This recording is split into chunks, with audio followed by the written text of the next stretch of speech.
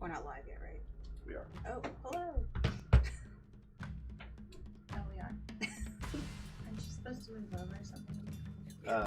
Sure. I just don't want to be like, Oh, right.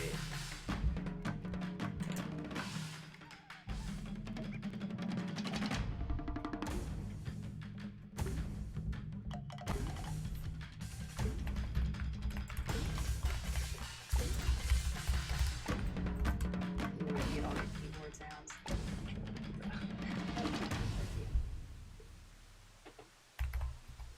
Wait, am I on here? Oh, it's counting down. Ooh, here we go.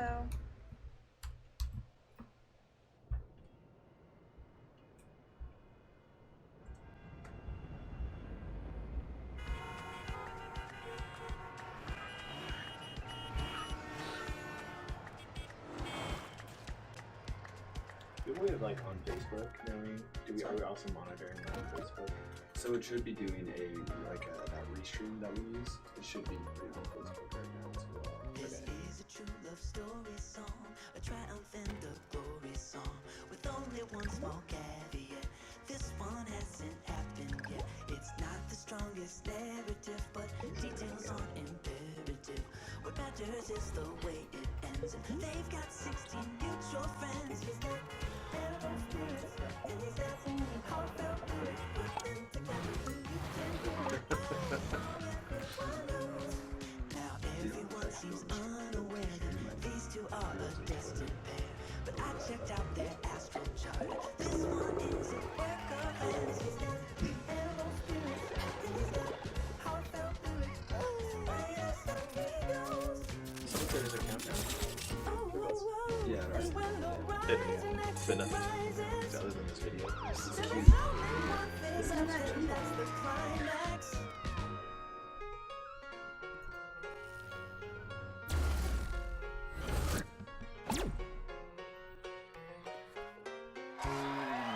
Yeah, I'm really curious. There's like things that are every year Google I/O, and then there's like always a lot of guys. Yeah. I'm still lost.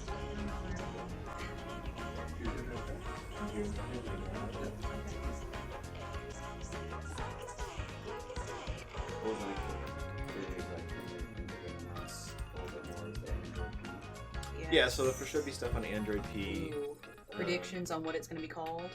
Well, they usually don't update it, or they usually don't say what it will be called at Google I/O, which is really weird. But it's usually like a few months. I've been cruising through different P-flavored P-named desserts, trying to figure it out. Good morning. We're watching Google I/O Keynote. It's with. Hour and a half. Welcome to Google I/O. It's a beautiful day. I think warmer than last year. Hope you're all enjoying it. Thank you for joining us. I think we have over 7,000 people here today, as well as many people. We are live streaming this to many locations around the world. So thank you all for joining us today. We have a lot to cover. But before we get started, I had one important business which I wanted to get over with. Towards the end of last year, it came to my attention that we had a major bug in one of our core products. It turns out we got the cheese wrong in our burger emoji. Anyway, we went hard to work. I never knew so many people cared about where the cheese is. We fixed it. The irony of the whole thing is I'm a vegetarian in the first place.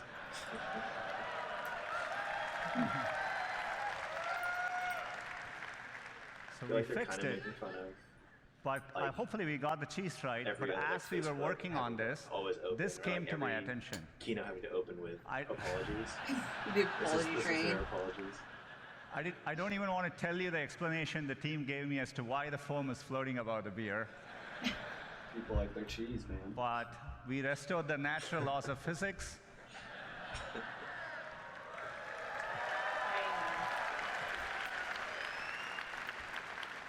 So all is well. We can get back to business. We can talk about all the progress since last year's I/O. I'm sure all of you would agree, it's been an extraordinary year on many fronts. I'm sure you've all felt it.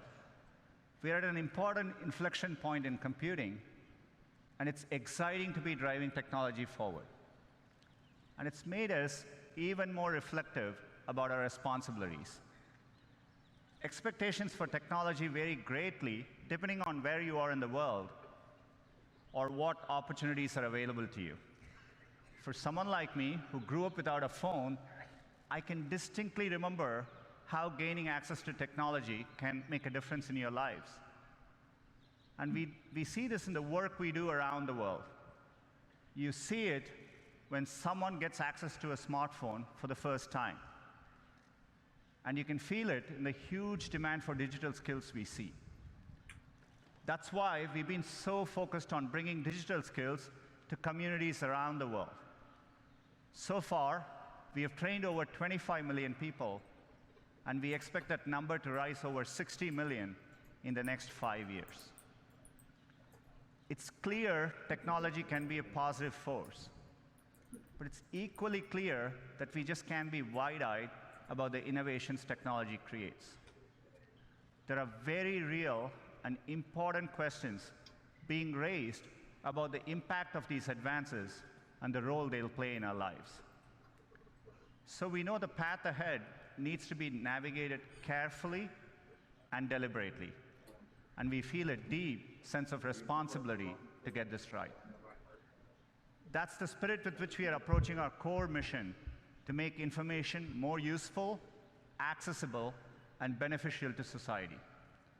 I've always felt that we were fortunate as a company to have a timeless mission that feels as relevant today as when we started. And we're excited about how we can approach our mission with renewed vigor thanks to the progress we see in AI. AI is enabling this for us to do this in new ways, solving problems for our users around the world. Last year at Google I/O, we announced Google AI. It's a collection of our teams and efforts to bring the benefits of AI to everyone. And we want this to work globally, so we are opening AI centers around the world. AI is going to impact many, many fields. And I want to give you a couple of examples today. Healthcare is one of the most important fields AI is going to transform. Last year, we announced our work on diabetic retinopathy. It's a leading cause of blindness, and we use deep learning to help doctors diagnose it earlier. And we've been running field trials since then at Aravind and Sankara hospitals in India, and the field trials are going really well. We are bringing expert diagnosis to places where trained doctors are scarce. It turned out, using the same retinal scans, there were things which humans quite didn't know to look for, but our AI systems offered more insights. Your same eye scan turns out holds information with which we can predict the 5-year risk of you having an adverse cardiovascular event, heart attack or strokes.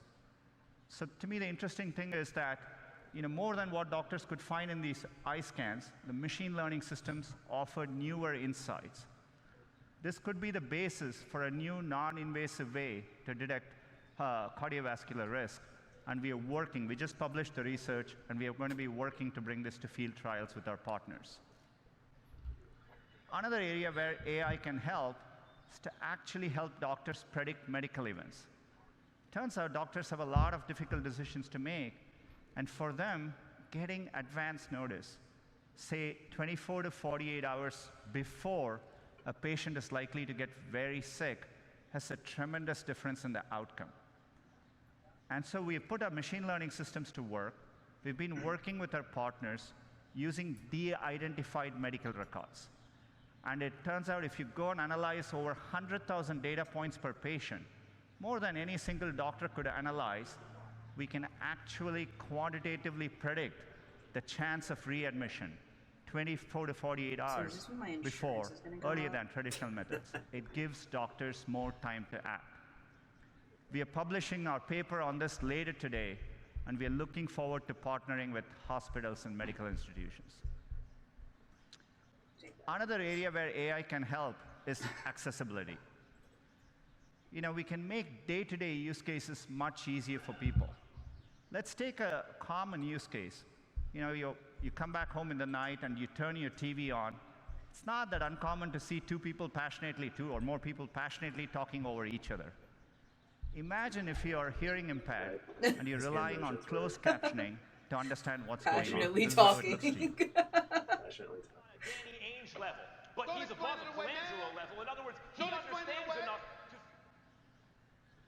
As you can see, it's gibberish. You can't make sense of what's going on. So we have machine learning technology called Looking to Listen. It not only looks for audio cues, but combines it with visual cues to clearly disambiguate the two voices. Let's see how that can work, maybe in YouTube. On a Danny Ainge level, but he's above a Colangelo level. In other words, he understands enough to... You said it was all right to lose on purpose. You said it's all right to lose on purpose and advertise that to the fence. It's perfectly okay. You said it's okay. Oh, so it's We have meetings nothing else to talk about. We have a lot to talk about. This is very similar to something Microsoft was telling me yesterday. With, But you can see how we can put detecting technology to multiple work to people make in an the important day-to-day talking over use each other. case profoundly better. It The could just be great solved thing by- about technology is it's constantly evolving. In fact, we can even apply machine learning to a 200-year-old technology, Morse code, and make an impact in someone's quality of life. Let's take a look.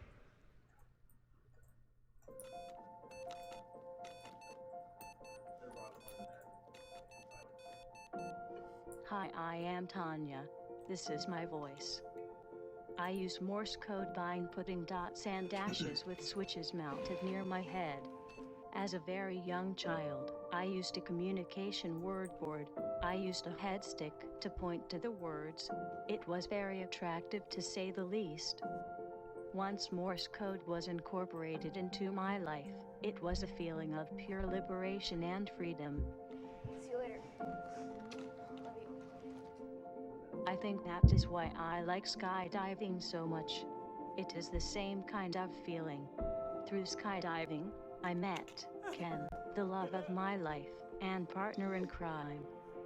It's always been very, very difficult just to find Morse code devices, to try Morse code. This is why I had to create my own. With the help from Ken, I have a voice and more independence in my daily life. But most people don't have Ken.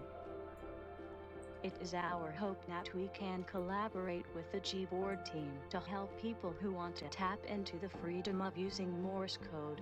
Gboard is the Google keyboard.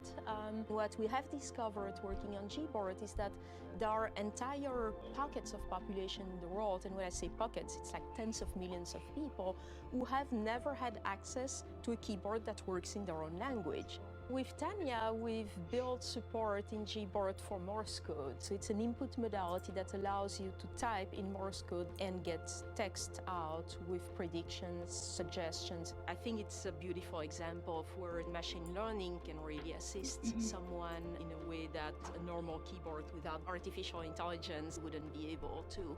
I am very excited to continue on this journey. Many people will benefit from this, and that thrills me to no end.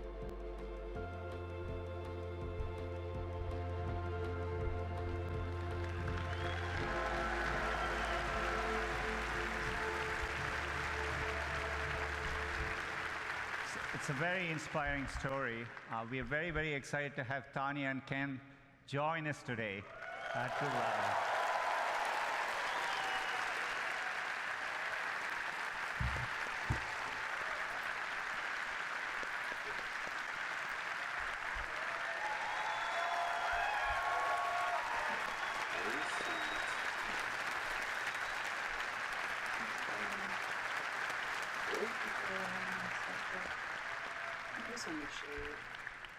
Tanya and Ken are actually developers. They really worked with our team to harness the power of actually predictive suggestions in Gboard in the context of Morse code. I'm really excited that Gboard with Morse code is available in beta later today. It's great to reinvent products with AI. Gboard is actually a great example of it.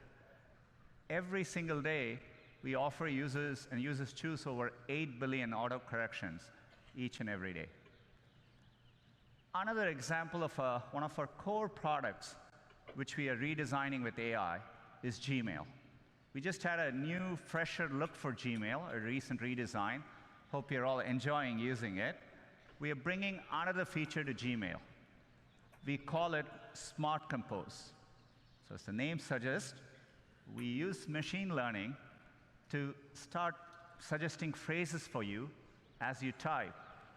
All you need to do is to hit tab and keep auto-completing.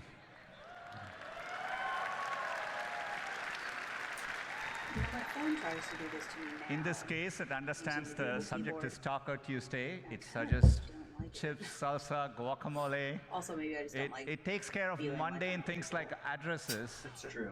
So that you don't need to worry about it. You can actually focus on what you want to type. I like that. I've been loving using it. like I've been searching sending a lot something more and just emails to saying the one company, letter. not And sure it what the doesn't- company Yeah, thinks of that's it. true. But it's been great. We are rolling out Smart Compose to all our users this Not on month, mine. and hope you enjoy using it as well.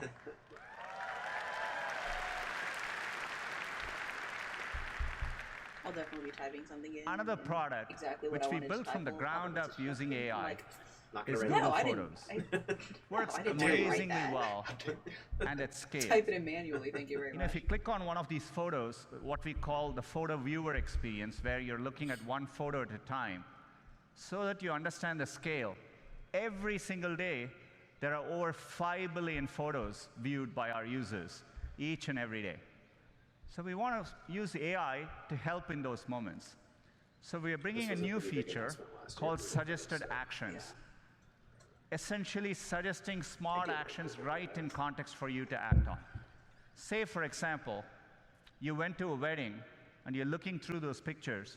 We understand your friend Lisa is in the picture, and we offer to share the 3 photos with Lisa, and with one click, those photos can be sent to her. So the anxiety where everyone is trying to get the picture on their phone, I think we can make that better. Say, for example, if the photo in the same wedding, if the photos are underexposed, our AI systems offer a suggestion to fix the brightness right there, one tap, and we can fix the brightness for you. Than what they have now. Or if you with took a the- picture of a document, which you want to save for later, we can recognize, Is it just doing the same convert thing? the It's just document to exactly what PDF, and make it Oh, wow.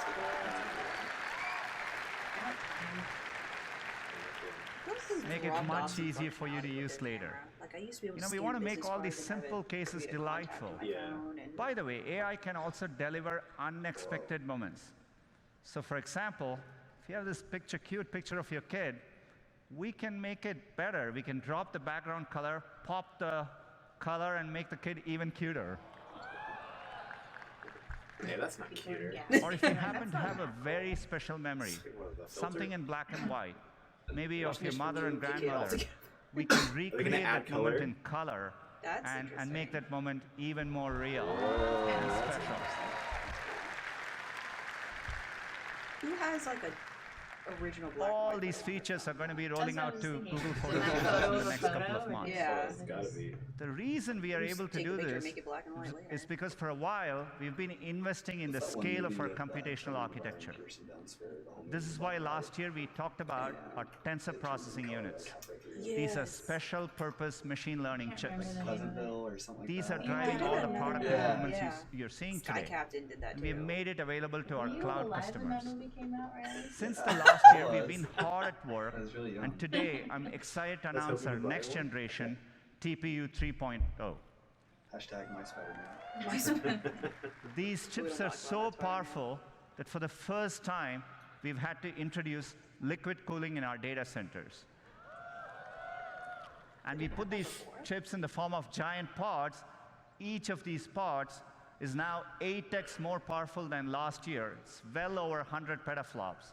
And this is what allows us to develop better models, larger models, more accurate models, and helps us tackle even bigger problems.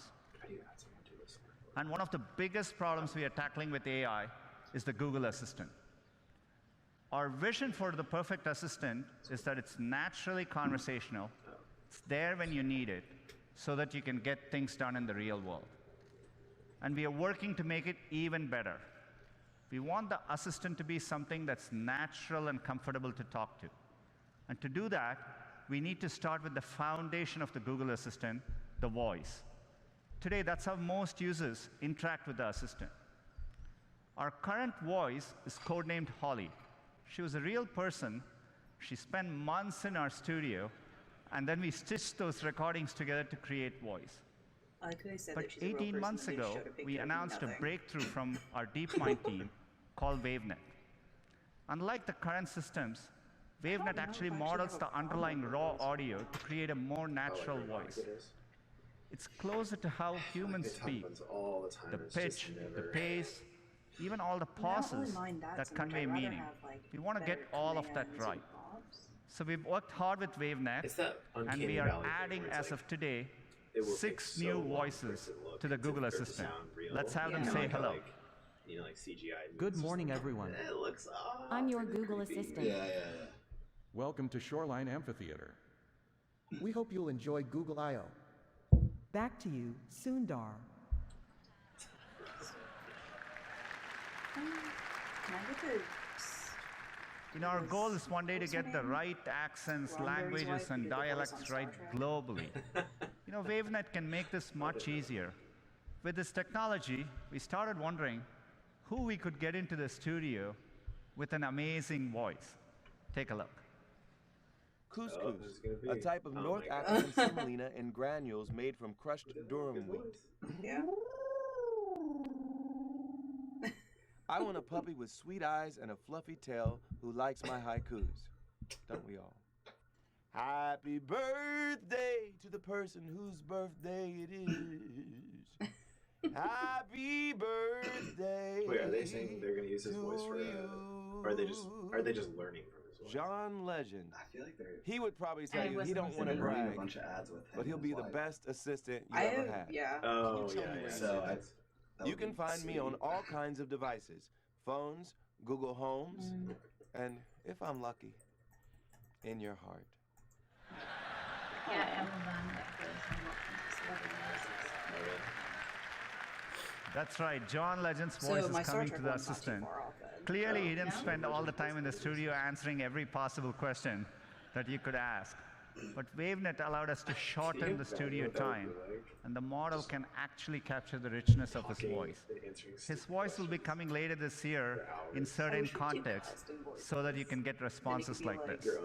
Good Yeah, morning, just Susan. talk to yourself all Right now day, in or- Mountain View, it's 65 with clear My skies. mother, for instance, Today, like, it's trying to get me predicted up to in be the morning. 75 degrees Is and this sunny. him? At 10 a.m., you have an event Yeah, called that's John Google Legend, I.O. right? Keynote. Then, at 1 p.m., you have margaritas. So that's Have a different. wonderful day. I'm See if looking you can forward to actually 1 get them p.m. into, like, Google Voice, not just say So certain John's things. voice is coming Oh, later so this like year. that, it's like- I'm really it's like excited It's we just can like an drive alarm. advances Oh. like You this get with Ali AI. Baldwin to We are to doing wake a up, lot you know, more with the Google wake you up in the Assistant. morning. And to talk See, to it you a sounds little like bit they're, more like, about it, actually let taking me apart invite this, Scott like, onto the stage. pattern and, like, Hey Google, call Maddie. Okay, dialing now. Hey Google, book a table for 4. Sounds good. Hey Google, call my brother. Hey Google, call my brother. Text Carol. Can you text Carol for me too? Hey Google, who just texted me? Yo, Google. Kevin, that was great, but we haven't made Yo Google work yet, so you have to say hey. Hey Google. Hey Google, play some Sia. Hey Google, play the next episode. Play The Crown on Netflix. All Channing Tatum movies. Okay. Yo, Google. That was great. Can we just get one where you say, hey Google? Hey Google, find my phone. Finding now. Whoa. Hey Google. Yo, Google. Lock the front door. Okay, let's just go with Yo Google then. I'm sure the engineers would love to update everything. Yo. Hi, what can I do for you? Alright. Passionately talking is the takeaway of this I.O. 2 years ago, we announced the Google Assistant right here at I.O. Today, the Assistant is available on over 500 million devices, including phones, speakers, headphones, TVs, watches, and more. It's available in cars from more than 40 auto brands, and it works with over 5,000 connected home devices, from dishwashers to doorbells. And people around the world are using it every single day. For example, we launched the Assistant in India last year, and the response has been incredible.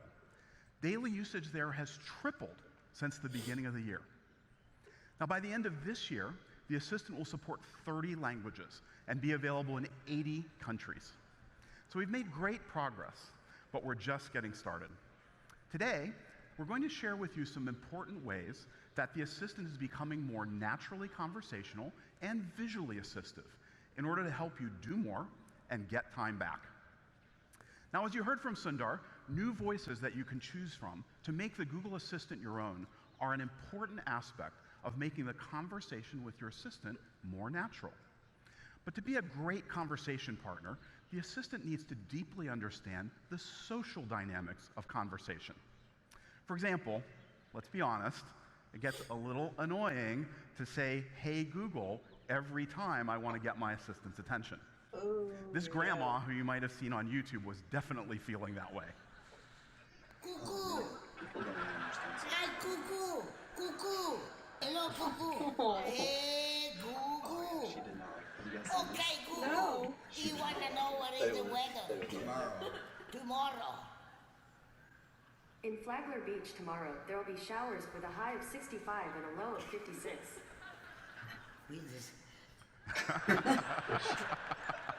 Well, the Assistant eventually worked for her, but it shouldn't be so hard. Hey, Google. Now you won't have to say, "Hey, Google," every time. Check this out.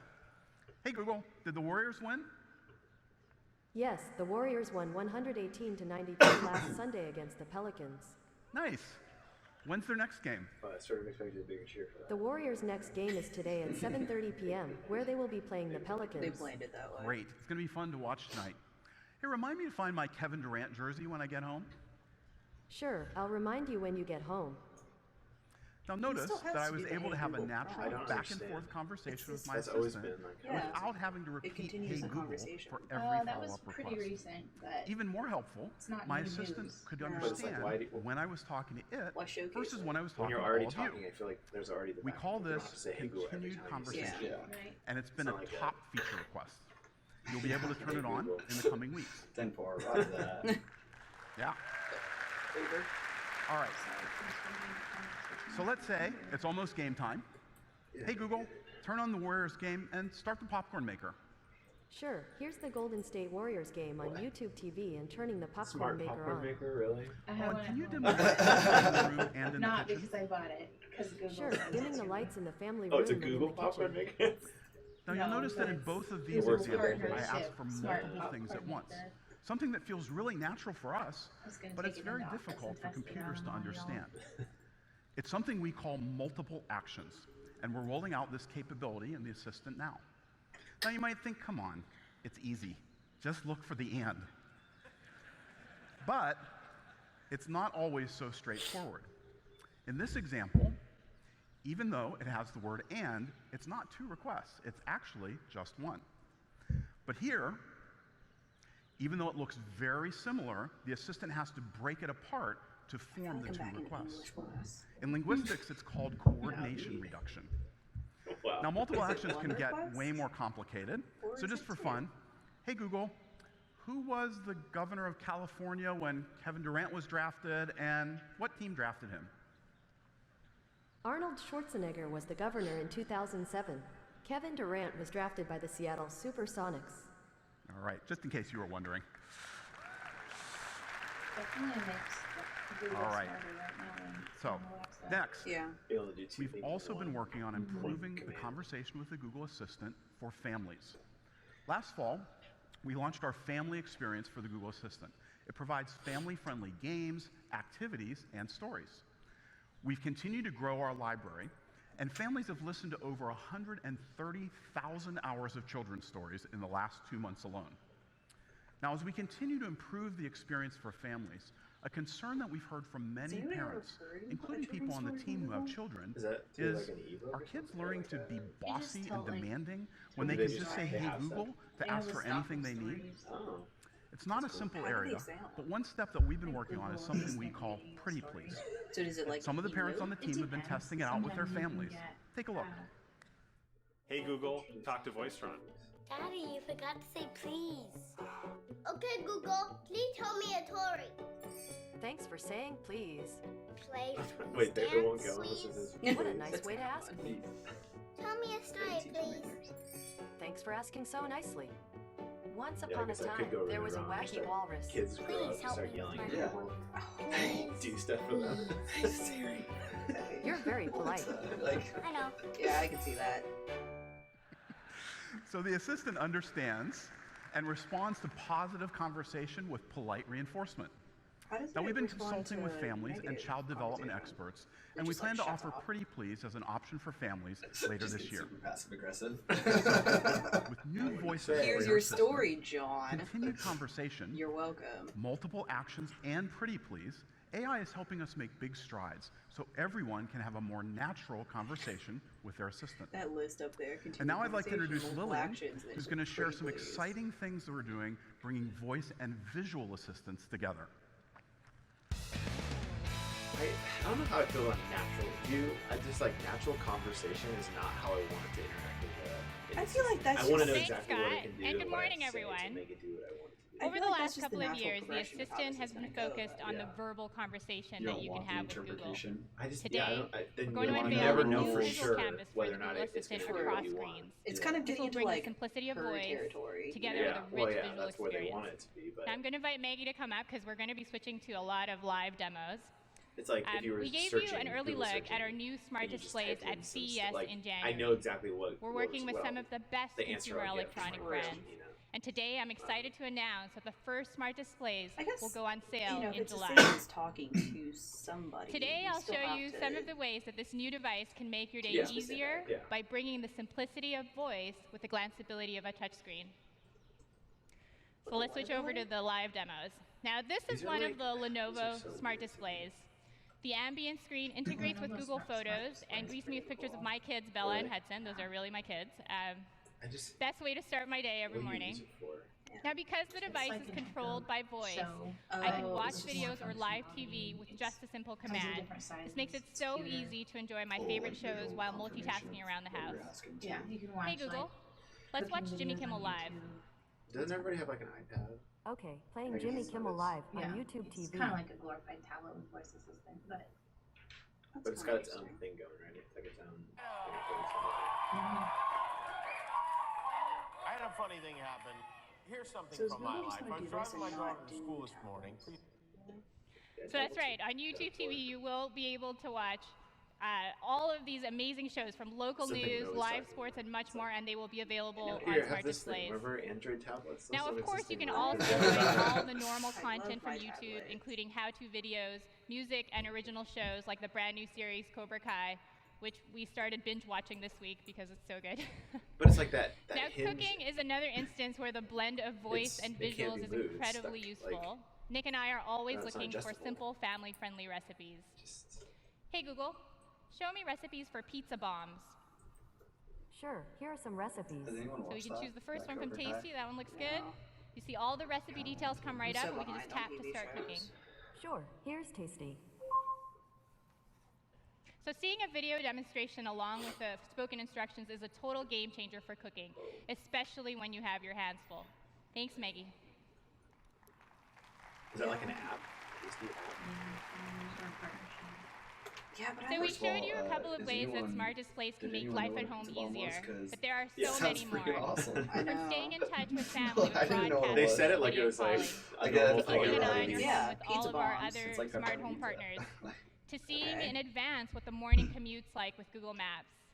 We're thoughtfully integrating the best of Google and working but I with don't check developers that and until I'm, partners like, in all my around the car. world to bring voice and visuals together in a completely new way for the home. Now, inspired by the smart display experiences, we've also been working to reimagine the assistant experience on the screen that's with us all the time. People on Twitter Our are mobile saying phones. that every time they say, "Hey Google," So I'm going to their give you a smart sneak devices peek start into how the assistant on going the off. phone is becoming more immersive, It's like that- interactive, what was it? and proactive. Xbox, So we're going to shut switch to up. another Oh, live that's demo. so bad. Hey Google, tell me about Camila Cabello. Doesn't it know your voice though? Google? According Yeah. to Wikipedia, Google's so Carla responsive. Camila Cabello Yeah, Estrabao like, is an American Oh, 'cause singer you- and songwriter. Voice. So as you can see, we're taking full advantage of the screen to give you a rich and immersive response. Here's another. Turn down the heat. Literally the only thing Sure, I use cooling the living Google room Assistant down. for is setting alarms. And for Really? smart home requests, Yeah, what I we do do that. here is Like, we're all the time. bringing That's the only the thing I controls use. I right do into alarms, your and if I fingertips. like lose my phone in my And room, here's like, one of hey my Google, favorites. and like listen for the little like. Hey Google, order my usual from I Starbucks. used it to cheat on Alexa. No context. That's one called non-fat Yeah, latte yeah. with caramel drizzle. Anything else? So no thanks. And are you picking that up at the usual place? So I'm gonna tap yes. Okay, your order's in. See you soon. Yeah. So now she's just got like a drink waiting for her somewhere that she's not. So we're excited to share that we've been working with Starbucks, Dunkin' Donuts, DoorDash, Domino's, and many other partners on a new food pickup and delivery experience for the Google Assistant. We have already started rolling some of these out, with many more partners coming soon. Now, rich and interactive responses to my requests are really helpful, but my ideal assistant should also be able to help in a proactive way. So when I'm in the assistant now, and swipe up, That's what it seems like. I now right? get a Like, visual yeah, snapshot like a of my weird- day. Like you almost- order I it see from helpful home and then suggestions based on the there, it's time, done. my location, and even They my still have to recent go there. interactions They with don't the cook it assistant. together. It's just all it's on those little rotisserie I also things. have do my love this, reminders, I will say that. packages, I'm sorry about and the even food notes and lists organized and accessible You right acted here. like you were above it. I love the Yeah. convenience of Now having you're all going these to- I things totally helpfully lived off of curated and 7-Eleven so easy to get in to. college. Low key, Now, that this better new than pizza. visual experience for the Pizza phone bombs. is thoughtfully Yeah. Pizza designed bombs. with AI at The the best core. pizza It will bombs. launch on Android this summer and iOS later this year.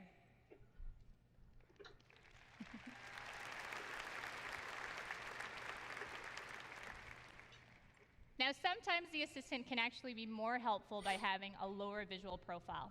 So like when you're in the car, let's say you should stay focused on driving. So let's say I'm heading home from work. I have Google Maps showing me the fastest route during rush hour traffic. Hey Google, send Nick my ETA and play some hip hop. Okay, letting Nick know you're 20 minutes away and check out this hip hop music station on YouTube.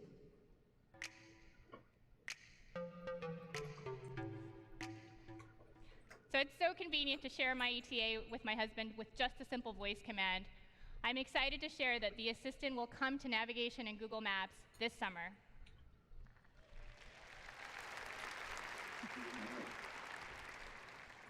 So across smart displays, phones, and in Maps, this gives you a sense of how we're making the Google Assistant more visually assistive, sensing when to respond with voice and when to show a more immersive and interactive experience. And with that, I'll turn it back to Sundar. Thank you.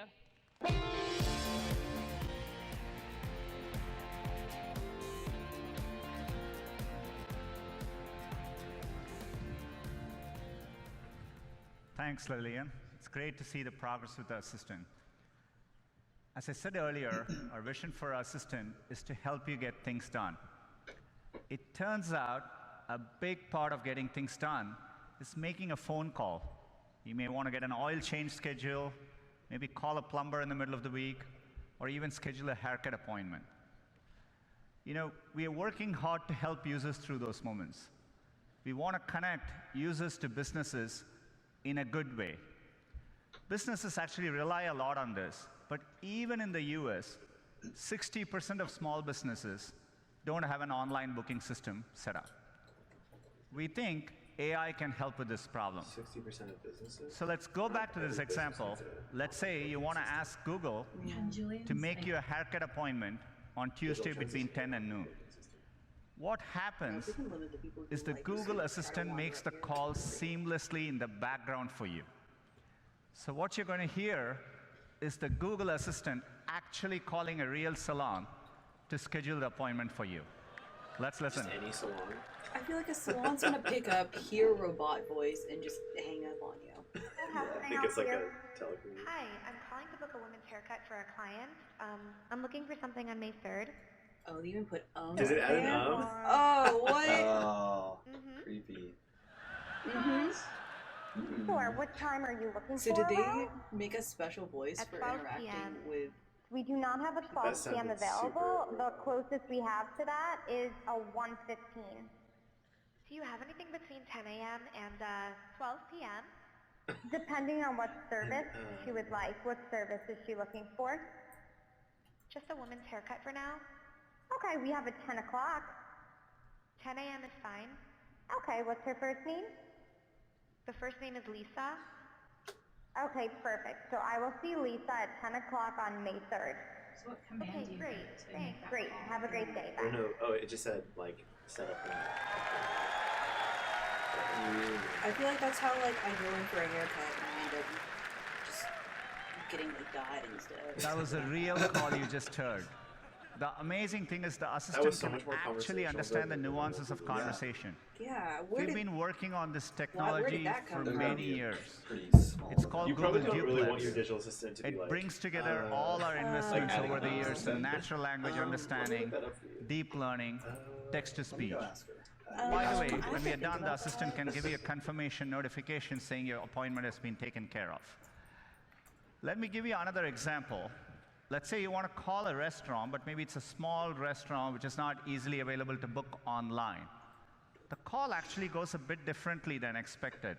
So take a listen.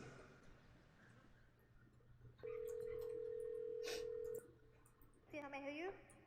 Hi, I'd like to reserve a table for Wednesday the 7th. For 7 people? It's for 4 people. 4 people? When? Today? Next Night? Wednesday at 6 p.m. Oh, actually we leave here for like upper like 5 people. For 4 people you can come. How long is the wait usually to be seated? When tomorrow or weekday or? For next At one point, does Wednesday, Google just be like, nah, 7th. I'm done, thanks. Oh no, it's not too busy. You can come for 4 people, okay? Oh, I gotcha. Thanks. What?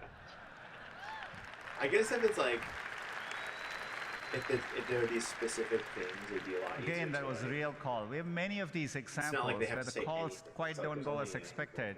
Yeah, But the but, like, assistant understands the context, the nuance. To make it more natural. It knew to ask for wait times in this case and handle the interaction gracefully. Look, we're still developing this technology, and we actually want to work hard to get this right, get the user experience and the It's just like, expectation until I right can for do both literally businesses and everything, I users. just feel like there's always gonna But be done this correctly, hesitancy to, like, it'll save time for actually people buy into and it. generate Yeah. a lot of value Just for for me, businesses. like, We really I'm want not it to gonna work just in ask them cases, if I say if don't you're a know busy for sure. parent in the morning and your kid is sick and you want to call for a doctor's appointment. Then, like, So we're going to work hard to get this right. I can get on the There's a phone more just as well. straightforward Yeah. case where we can roll this out sooner, Right. where, If you for know if you do example, everything, every single then, day hey, we get a that's what lot I do of for you. queries Yeah. into Google where people are wondering How on often the are you actually opening and going to closing be hours needing of that, like, businesses. But it like, gets in your tricky day-to-day during life? holidays, and Yeah. businesses get a lot of calls. So we as Google can make just that one phone call and then update the information for millions of users, and it'll save a small business countless number of calls. So we're going to get moments like this right and make the experience better for users. This is going to be rolling out as an experiment in the coming weeks, and so stay tuned.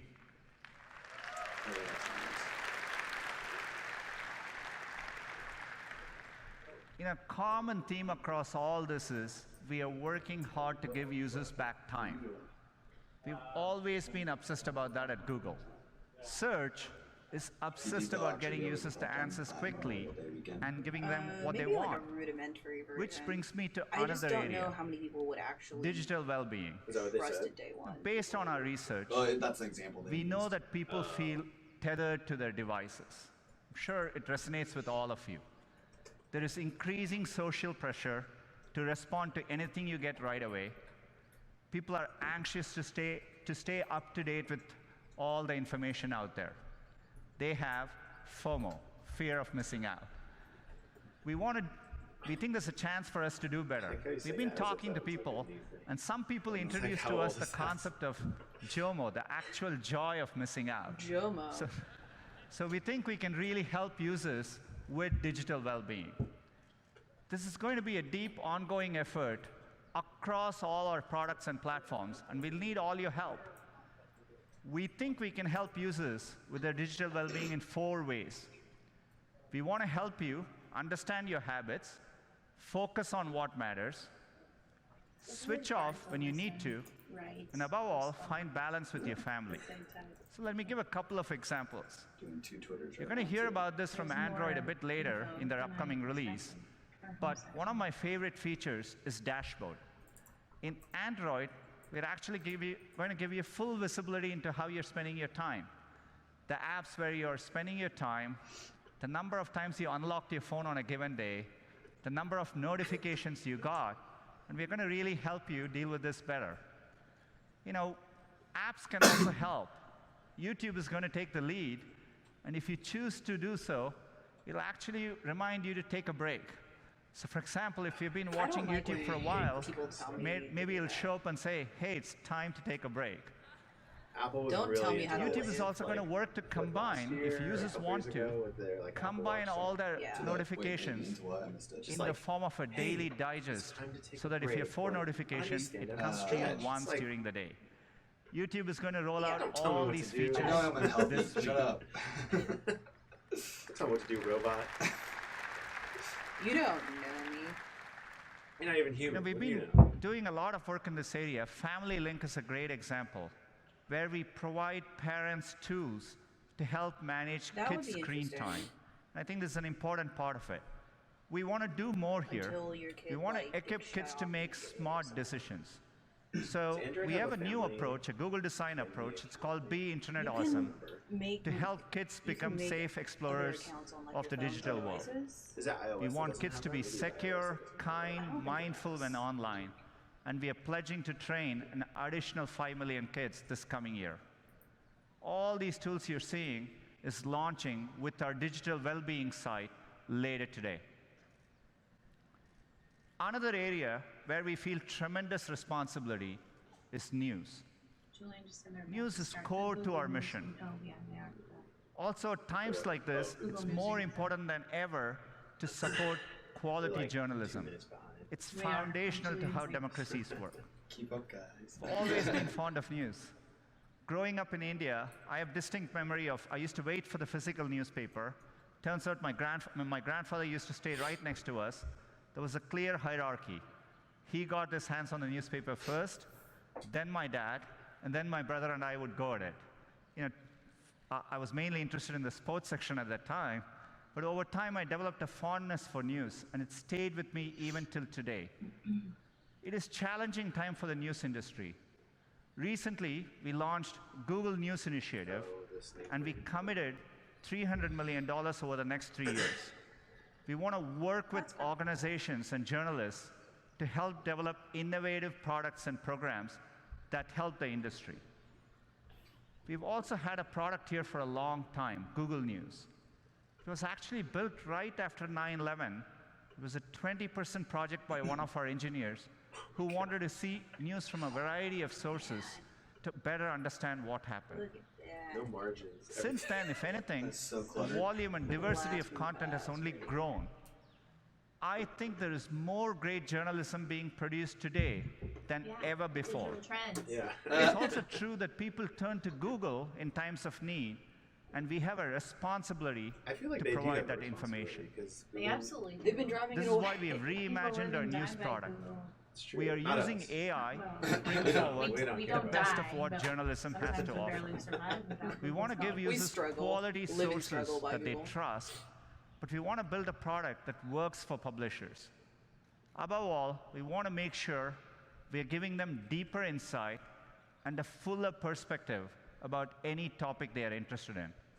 I'm really excited to announce the new Google News, and here's Tristan to tell you more. This is where we're going to have our partnership announcement. Right. Yeah. Julian's going to go on stage. Partners with digital trends to be the top. Thank you, Sundar. Can we have Julian just rush the stage? With the new Google News, we set out to help you do 3 things. First, keep up with the news you care about. Second, understand the full story.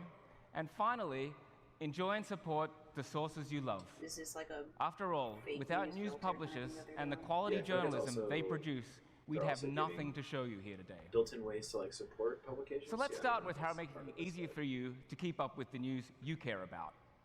As soon as I open Google News, right at the top, Is Google News I an get a app already, briefing or is with this a the new? top 5 stories I need to know never right now. used Google News as an app. As I move past No, my I haven't briefing, either. there I are more use it stories all the selected time. just As a for me. separate app?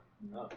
Our Yeah, I have it AI on- well, I have the constantly Google reads the Phones, I fire just hose of the web for you. Yeah, I did The see that. millions of articles, separate app. videos, I guess so. podcasts, and comments being published every minute and assembles the key things you need to know. Google News also pulls in local voices and news about events in my area. It's this kind of information that makes me feel connected to my community. When they killed their, This article from the Chronicle makes me Yeah. wonder That was how a long it would while take to back. ride across this Yeah. new Bay Bridge. Google does that though. They'll just kill things and then like. What's 5 years cool is I later, they'll didn't replace have to it. tell the app Yeah, well, that I the follow attention politics, span of love to bike, or want information about the Bay Area. Social It media works is right out of the usually box. like a year, right? So by And the time because it we've comes applied around again, techniques it's like reinforcement years. learning throughout the app, the more I use it, the better it gets. And at any point, I can jump in and say whether I want to see less or more of a given publisher or topic. And whenever I want to see what the rest of the world is reading, I can switch over to headlines to see the top stories that are generating the most coverage right now around the world. So let's keep going. You can see there are lots of big, gorgeous images that make this app super engaging and a truly great video experience. Let's take a look.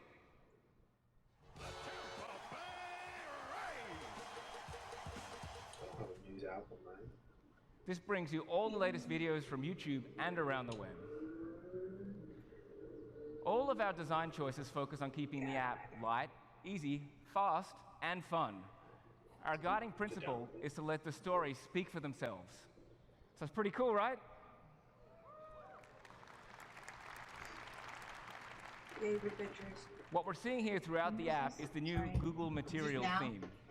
The entire app is built using Material Design, our adaptable, unified design system that's been uniquely tailored by Google. Later today, you'll hear more about this and how you can use material themes in your products. We're also excited to introduce a new visual format we call newscasts. You are not going to see these in any other news app. Newscasts are kind of like a preview of the story, and they make it easier for you to get a feel for what's going on. Check out this one on the Star Wars movie.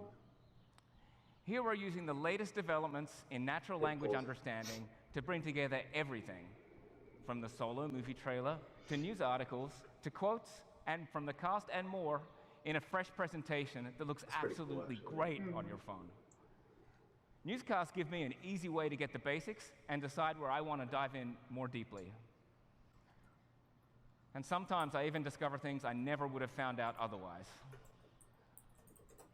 For the stories I care about most, or the ones that are really complex, I want to be able to jump in and see many different perspectives. So let's talk about our second goal for Google News, understanding the full story. Today, it takes a lot of work to broaden your point of view and understand a news story in depth. How does that change for With SEO Google if News, you're we having set out keep to up make with that the machine effortless. learning? Full coverage is an invitation to learn more. It gives a complete picture of a I mean, I story think this in in some terms ways of is how it's getting being around reported that from a because it's variety of sources publication-based, and in a variety of seems like. formats. But your Google We assemble full store has coverage to be high using a enough to technique we call temporal colocality.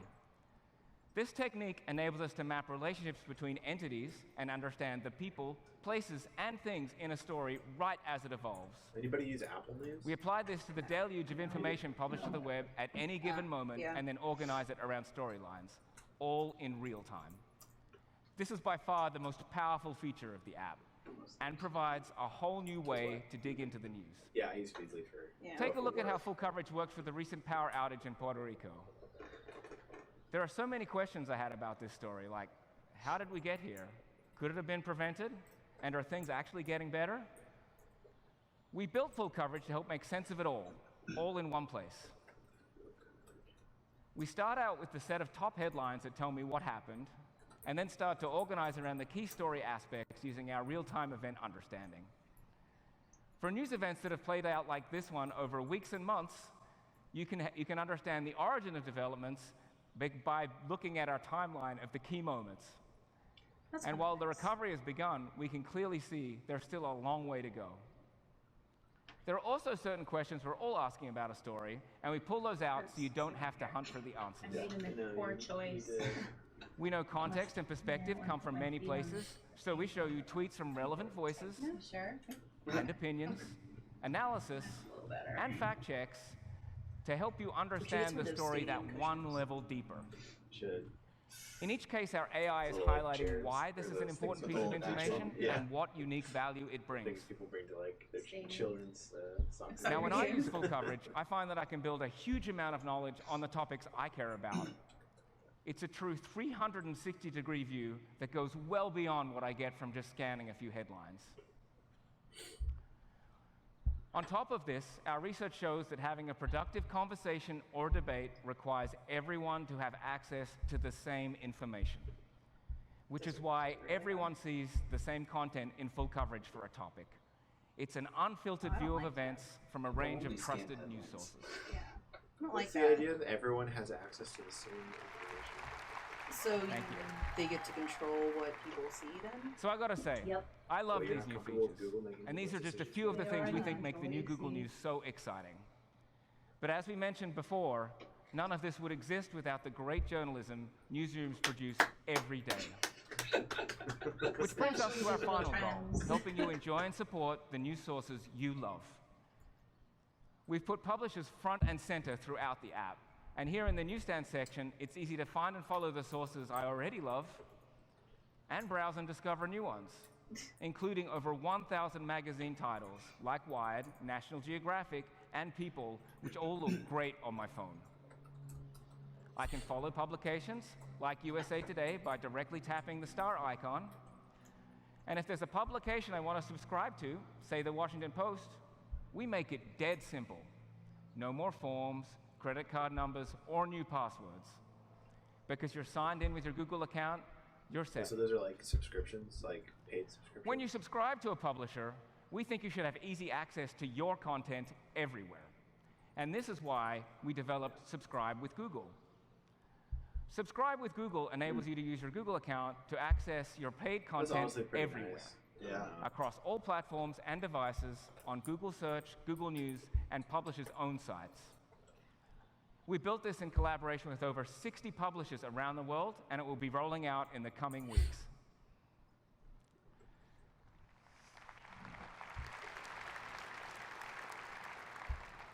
Thank you. And this is one of the many steps we're taking to make it easier to access dependable, high-quality information when and where it matters most. So that's the new Google News. It helps you keep up with the news you care about with your briefing and newscasts, understand the full story using full coverage, and enjoy and support the news sources you love by reading, following, and subscribing. And now for the best news of all, we're rolling out on Android, iOS, and the web in 127 countries starting today. I think so too. Yeah, I don't Pretty think there cool. was an app. I could be wrong, but it's not on, I don't It will have be it available to installed. everyone next week. I feel like there was. At Google, we know that getting accurate and timely information into people's hands and building and supporting high-quality journalism is more important than it ever has been right now. And we are totally committed to doing our part. We can't wait to continue on this journey with you. And now I'm excited to introduce Dave to tell you more about what's going on in Android. Because they did just say redesign.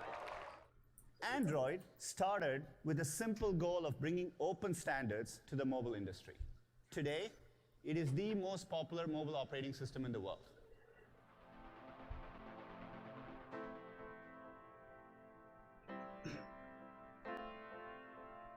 What's everybody have?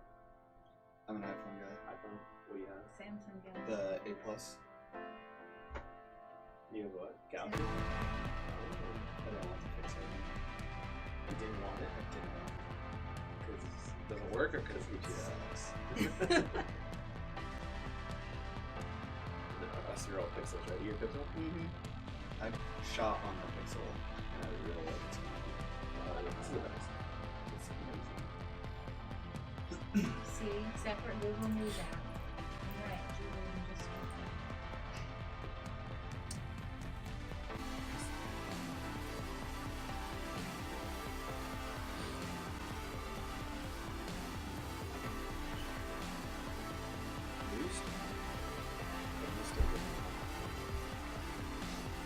I feel like that was cooler than anything Apple was doing with news. Is Apple doing anything in those? Yeah, they have an Applebee's app, Yeah. but it's I feel like If it's you really believe in basic. openness, It's just like subscription. if you believe in choice, if you Well, believe it in looks great. innovation There's from news and there's everyone, newsstand. then welcome. Right, newsstand is like Newsstand's garbage. yeah, But like news, they do some pretty cool. it looked. I remember it looks beautiful. Like The reason I use it a lot is because Hi everyone, it's great to be here at Google I/O 2018. I think clearly all developer conferences should be held outside. It's pretty damn I do nice like out how it's here. outside. I never Now, noticed. 10 years ago, when we launched the first nice. Android Sure. phone, the T-Mobile G1, it was with a simple but bold idea. To build a mobile I remember platform the that G1. was free and open to Can everyone. get one of those. And today, that idea is thriving.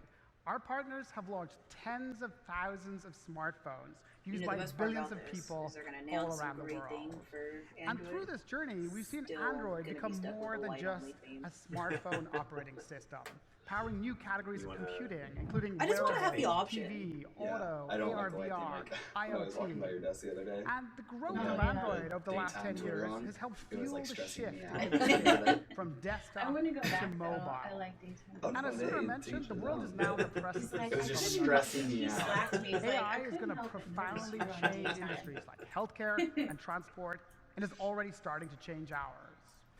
And this brings me to the new version of Android we're working on, Android P.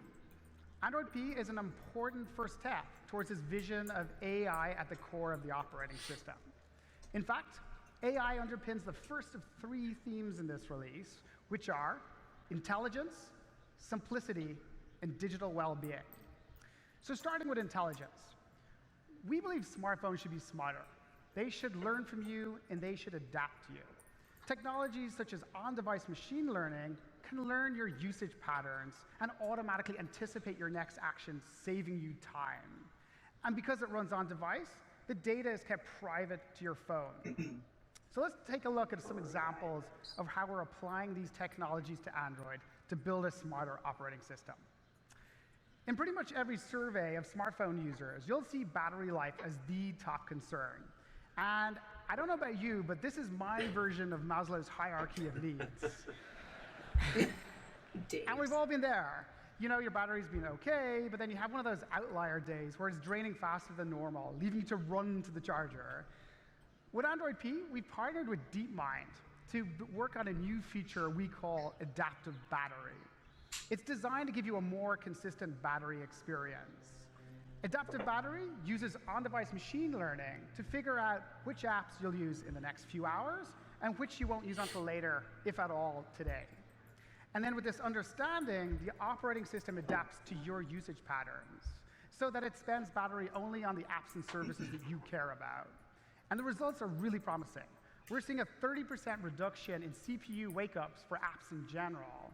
And this combined with other performance improvements, including running background processes on the small CPU cores, is resulting in an increase in battery for many users. It's pretty cool. Another example of how the OS is adapting to the user is auto brightness. Now, most modern smartphones will automatically adjust the brightness given the current lighting conditions. But it's a one-size-fits-all. They don't take into account your personal preferences and environment. So often what happens is you then need to manually adjust the brightness slider, resulting in the screen later becoming too bright or too dim. With Android P, we're introducing a new on-device machine learning feature we call adaptive brightness. The screen could go dimmer than it does. Adaptive brightness learns how to adjust the brightness slider, given the ambient lighting, and then does it for you in a power-efficient way. So you'll literally see the brightness Oh, really? move Yes, as the phone adapts to your preferences. And it's extremely effective. In fact, we're seeing almost half of our test users now make fewer manual brightness adjustments compared to any previous version of Android. No, that's great. Yeah. We're also making UI. Last year, I do a we lot. introduced the concept Really? of predicted apps. Yeah, my phone A dies feature all that the places time. the next app the OS All the anticipates time. you need on the path you'd Mine normally always is. follow Yeah, to right? launch You that gotta- app. There might be a And it's reason. very There effective could be a with an reason. almost I always keep mine 60% around, like, prediction rate.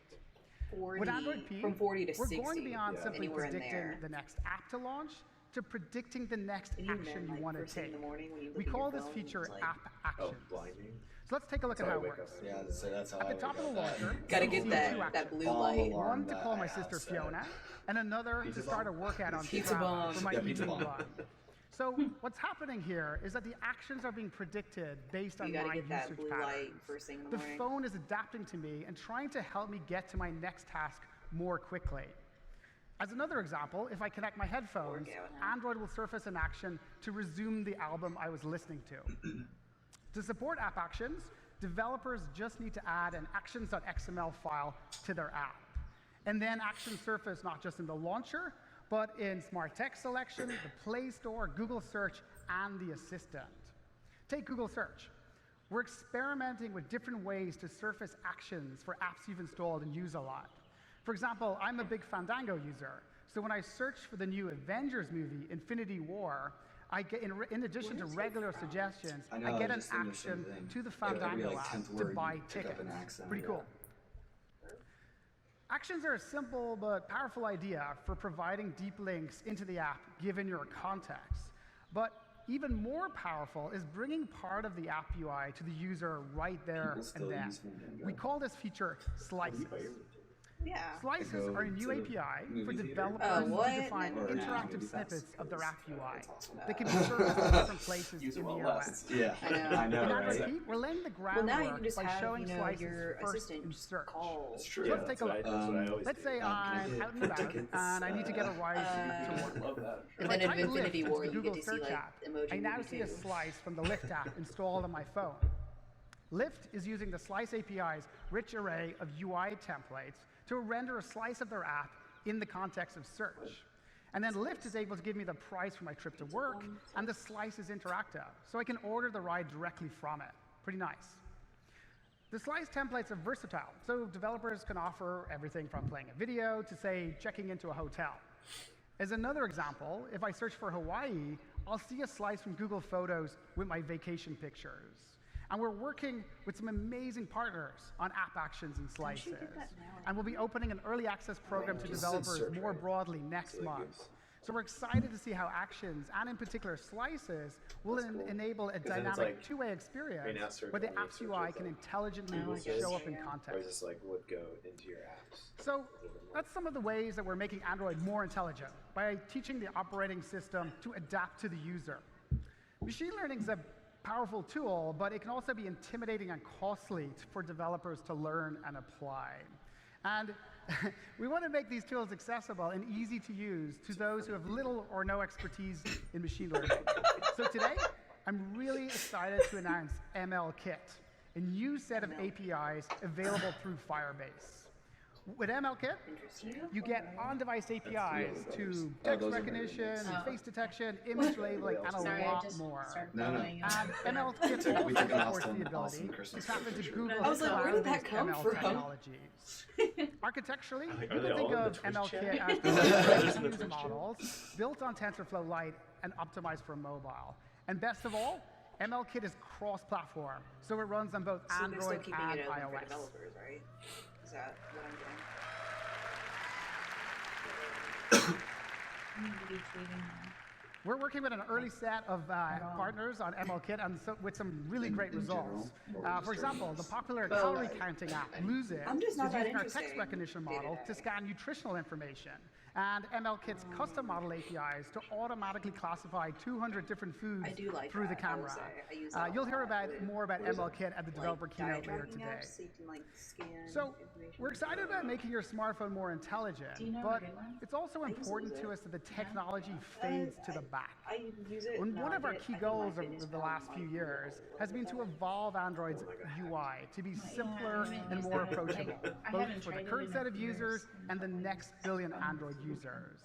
With Android P, we put a I like special Lose It. emphasis Usually on once you like simplicity find one, you have to by stick to addressing it, though. many pain points where we Right. thought, and you told us, the experience was more complicated than it ought to be. Can we finally And you'll get rid of find the these Google improvements on search bar any at the bottom of the device screen? that adopts Google's version of the Android UI, such as Google Pixel and Android One devices. You also, if you just So have an iPhone. let me walk you through a You don't few even have a demos search on bar. my You don't phone. have to worry about. What could possibly go wrong in front of 7,000 people in an amphitheater? Well, Okay. I like the search bar. What if you need to search for something? As You have part to of have I like the Android search P, bar. we're introducing a new No, I like the system search bar. I just don't like it navigation at the that we've been working on for more than a I year can now. get, like, another And the launcher new just so I design can makes put it back at Android's the top. multitasking more approachable and easier to Oh, look, he's understand. got a pop socket. And the first striking thing you'll notice is the single Twins. clean home button. And the design recognizes the trend towards smaller screen bezels and places an emphasis on the gestures small one, over okay. multiple buttons at the edge of the screen. Okay. So when I swipe up, Them I'm bezels. immediately brought to the Them overview where I can bezels. review apps I've recently used.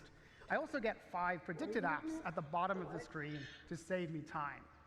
Now, if I continue to swipe up or I swipe up a second time, I get to all apps. So architecturally, what we've done is combine the all apps and overview spaces into one. And the swipe up gesture works from anywhere, no matter what app I'm in, so that I can quickly get back to all apps and overview without losing the context I'm in. And there's if no you app switcher prefer, anymore? you can also use the quick scrub gesture by sliding the home button sideways to scroll through your recent set of apps, like so. Ooh, okay. I see you. Now, one of the nice things about the larger horizontal overview is that the app content is now glanceable, so you can easily refer back to information in a previous app. Even more is we've extended smart text selection to work in overview. So for example, if I tap anywhere on the phrase "the killers," all of the phrase will be selected for me. what? Then I get an action to listen to it on Spotify, like that's so cool. You can. And we've extended smart do text things within selection's the neural app network to or recognize within more entities like sports teams and music artists and flight codes and more. I've been using this new navigation system for the last month, and I absolutely love it. It's a much faster, more powerful way to multitask on the go. So changing how navigation works, it's a pretty big deal. But sometimes small changes can make a big difference, too. So take volume control. And we've all been there. You try to turn down the volume before a video starts, but instead you turn down the ringer volume, and then the video blasts everyone around you. So how are we fixing it? Well, you can see the new simplified volume controls here. They're vertical and located beside the hardware buttons, so they're intuitive. But the key difference is that the slider now adjusts the media volume by default, because that's the thing you want to change most often. That's actually really helpful. And for the ringer volume, all you really care about is on, silent, it's and the off, normal like so. right now. It's automatically on notifications. Yeah. It's like We've when you also start greatly doing volume simplified up and it changes the rotation. notification And volume, if which you're is like me usually and just hate set your that device and you never rotating at the wrong time, you'll love this feature. So right now Somebody I'm in the said locked rotation mode. The fact that this demo Let me shows launch an Google app. pulling up Spotify And you'll notice that when I into rotate Google the device, Play a new Store. rotation button appears on the nav bar. And then I can just tap on it and rotate under my own control. It's pretty cool. Wait, where was the button? In the map bar? All right, so that's like a in quick the tour of corner. some of the ways that we've simplified the user experience in Android P. And there's lots more. Everything from a redesigned work profile to better think you can screenshots to manually improved set which notifications ones you management want and more. Which is Speaking nice, of 'cause I usually notifications keep mine management, locked. we want to give you more control over demands again, on your you're in bed. attention. And Yeah, this you're highlights a fine. concept You that's rolls sooner the or side later and starts- clear, making it easier to move between your digital life Okay. and your real life. To learn more about this important area and our third theme, let me hand over to Samir. Thanks. Oh, I like that. I really want to try that new multitasking. I didn't get all of it, but I think they've replaced the app switcher with a. Yeah. Hi everyone. I want to see this a lot. On a recent family vacation, my partner asked if she could see my phone right after we got to our hotel room. She took it from me, Ooh, way to start out a walked over vacation. to the hotel safe, locked it inside, and turned and looked me right in the eye and said, "You get this back in 7 days when we leave." God, I should do that with my Whoa. Oh, that would go so I was well. shocked. I was kind of angry. But after a few hours, something pretty cool happened. Without all the distractions from my phone, I was actually able to disconnect, be fully present, and I ended up having a wonderful family vacation. But it's not feel just like me. you could still have a Our great team has vacation heard with so many stories from people who are trying to find the right balance with technology. That guy looks like As you heard from Sundar, Helping people with their digital well-being is Looks more like one of my important brothers. to us than Guy ever. with the beard in that photo. People tell us a lot of the time they spend on their phone is really useful, but some of it they wish they'd spent on other things. In fact, we found over 70% of people want more help striking this balance. So we've been working hard to add key capabilities right into feel like Android it's not up to help to people Google to find do the that. balance with technology that they're looking for. Personal. One of the first things we focused on was helping Stop you telling me what to understand do, your Google. habits. Android P will show you a dashboard of how you're spending time on your device. As you saw earlier, you can see how much time you spent in apps, how many times you've unlocked your device today, and how many notifications you've received. And you can drill down on any of these things. For example, here's my Gmail data from Saturday. And when I saw this, it did make me wonder whether I should have been on my email all weekend. But that's kind of the point of the I think this is dashboard. helpful. Yeah. I Now, just don't want, like, when you're engaging is one part of understanding, but what you're Yeah, and engaging then with in Google apps starts, is like, equally active important. alerts telling It's you like to turn watching off your TV. phone 'cause you've been on it for Catching 8 up on your hours. favorite shows at the end of a long They day have can apps feel that do that, pretty but, good. like, But watching I an don't like infomercial this. might This is, leave like, you wondering why you didn't do something else much. instead. I mean, it's great for Many Google developers because call then this they can concept get all the meaningful statistics engagement. and stuff And we've like been that. working closely with many of our But- developer partners Oh, who they share the have goals I know. of They helping didn't have people to use make technology an app in for that. healthy ways. They should just start. So in like, Android P, developers you can know, link if, like, to one of more their apps is detailed trending breakdowns kinda of low, how they you're just make spending it, like, time in their app 2 from this pixels, new like, dashboard. bigger than all the other For ones. example, YouTube will be adding a deep link where you can see total watch time across mobile and desktop and access This many just, of the like, helpful tools that Sundar drives shared home, earlier. like, how little Now, life understanding is a good start. And it'd be But like, Android you P spent, also gives you controls 6 hours to help today you on manage how Netflix. and when you spend time on your phone. Maybe you have an app that you I love, need Google to but you're tell me spending this. more time in it than you realized. Android P lets you set time limits on apps and will nudge you when you're close to your limit that it's time to do something else. And for the rest of the day, that app on icon Netflix, is switch grayed over out to- to remind you of your goal. Switch over to YouTube. Just toggle back and People forth. struggle to Yeah, I'm be tricking 'em. present for the dinner that they're at or the meeting that they're attending because the notifications they get on their device can be distracting and too tempting to resist. And come on, we've all been there. So we're making improvements to Do Not Disturb mode, to silence not just the phone calls and texts, but also the visual interruptions that pop up on your screen. To make Do Not Disturb even easier to use, we've created a new gesture that we've affectionately codenamed Shush. If you turn your phone over on the table, it automatically enters Do Not Disturb, Actually, so you can focus on being present. That's kind of cool. No pings, vibrations, or other distractions. Because even if it's not something I'm interested in, I still look course, at my phone. In an emergency, 'cause we you all have want to, to make yeah, sure we're and I'm, still like, reachable by the disappointed. key I'm like, people I in our don't really lives, care like about your that. partner Why did they or your waste child's Yeah, school. exactly. Why do I waste Android P 5 will help you seconds? set up a list That's why of you gotta get the contacts watch. that Never can get always those get 5 through to you seconds with a phone call, even if Do Not Disturb is turned on.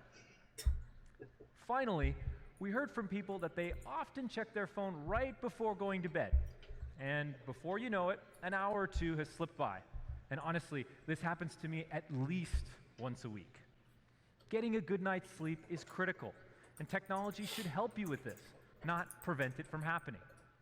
So we created wind down mode. You can tell the Google Assistant what time you aim to go to bed, and when that time arrives, it will switch on Do Not Disturb and fade the screen to grayscale, which is far less stimulating for the brain and can help you set the phone down. It's such a simple idea, but I found it's amazing how quickly I put my phone away when all my apps go back to the days before color TV.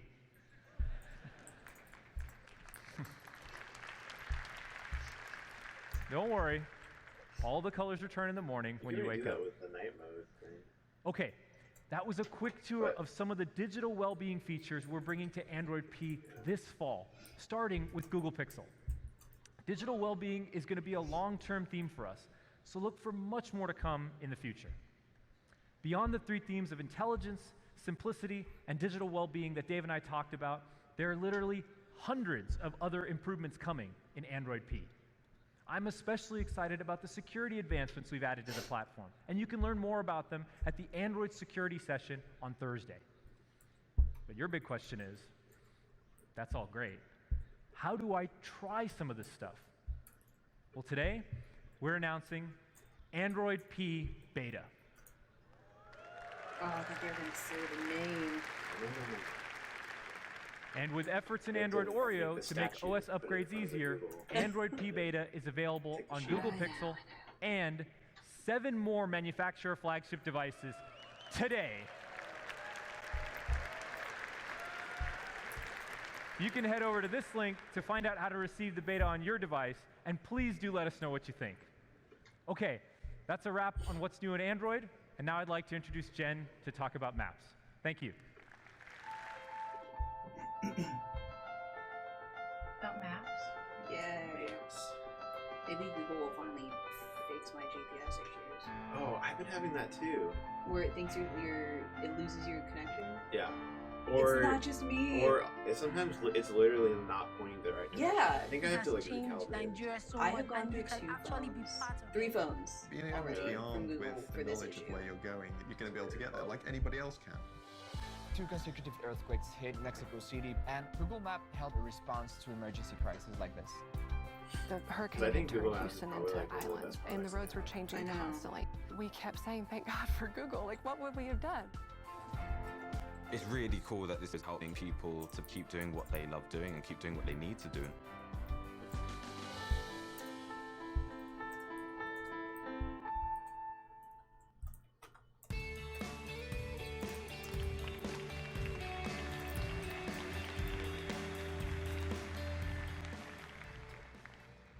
Building technology to help people in the real world every day has been core to who we are and what we focused on at Google from the very start.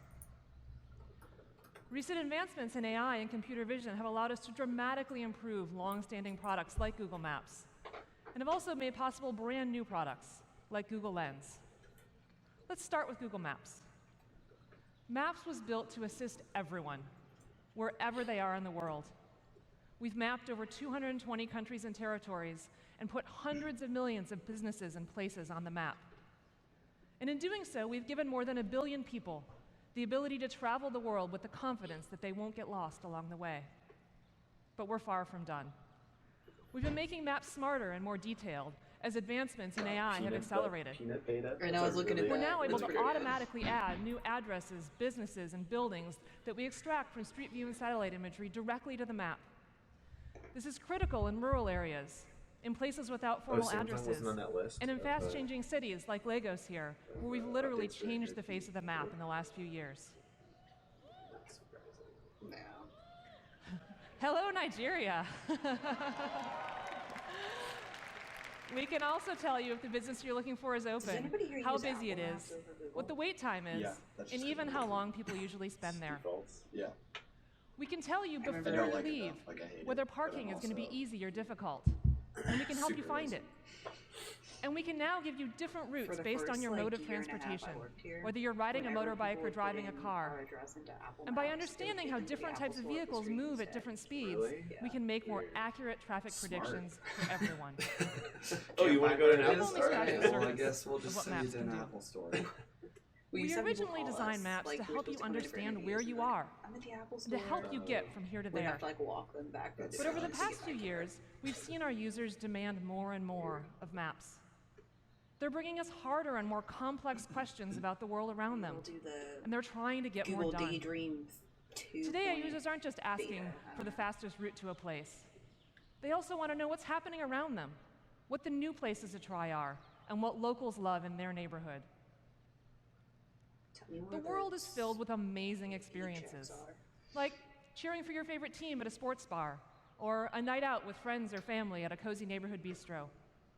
We want to make it easy for you to explore and experience more of what the world has to offer.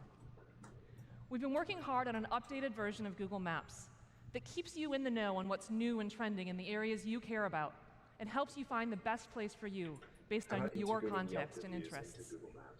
Let me give you a few examples of what this is going to look like with some help from Sophia. First, we're adding a new tab to Maps called For You. It's designed to tell you what you need to know about the neighborhoods you care about, new places that are opening, what's trending now, and personal recommendations. Here, I'm being told about a cafe that just opened in my area. If we scroll down, I see a list of the restaurants that are trending this week. This is super useful because with zero work, Maps is giving me ideas to kick me out of my rut and inspire me to try something new. But how do I So know if if you're a like place watching is too many really videos, right Google for will me? just stop your video and start Have you ever pulling had the up, like, experience at looking at activities to lots do of places, around your house? all with 4-star ratings? And you're pretty sure there's some you're going to like a lot and others that maybe aren't quite so great, but you're What not they need sure to how do to is, tell like, which ones? cross this with like We've created your a bank score account, called Your and then Match only give you to food help you find recommendations more that you can places that afford. you'll love. Ooh, I love Your that. Match uses I machine miss learning McDonald's. to combine McDonald's, what like, Google knows all about day, how every you day. love Just certain look like places like with the links into your information mint that account. I've It's just added. like, oh, you can't afford Restaurants that. I've rated, Sorry. Yeah. cuisines I've liked, Here, right, here's a and places Netflix that show I've for been you, to. though. If you click Try in to the buy match movie number, tickets. you'll Sorry, see you have reasons Netflix explaining account, why right? it's Use that. recommended just for you. It's your personal Ugh. score for places, and our early testers are telling us that they love it. That would be crazy. So now you can confidently pick the places that are best for you, whether you're planning ahead or are on the go and need to make a quick decision right now. Thanks so much, Sophia. The For You tab and the Your Match score are great examples of how we can help you stay in the know and choose places with confidence. Now, another pain point we often hear from our users is that planning with others can be a real challenge. So we wanted to make it easier to pick a place together. Here's how. Long press on any place to add it to a short list. Now, I'm always up for ramen, but I know my friends have lots of opinions of their own, so I can add some more options to give them some their choices. opinions are wrong. When you've collected enough places that you like, share the list with your friends to get their input too. You can easily share with just a couple of taps on any platform that you prefer. Then, my friends can add more places if they want to, or just vote with one simple click, so we can quickly choose a group favorite. So now, instead of copying and pasting a bunch of links and sending text back and forth, decisions can be quick, easy, and fun. This is just a glimpse of some of what's coming to Maps on both Android and iOS later this summer. And we see this as just the beginning of what Maps can do to help you make better decisions on the go and to experience the world in new ways, from your local neighborhood to the far-flung corners of the world. I can't wait till somebody uses my This phone discovery and experience wouldn't be just messes possible up all my without small businesses. Because when we help people discover new places, we're also helping local businesses be discovered by new customers. These are businesses like the bakery in your neighborhood or the barbershop around the corner.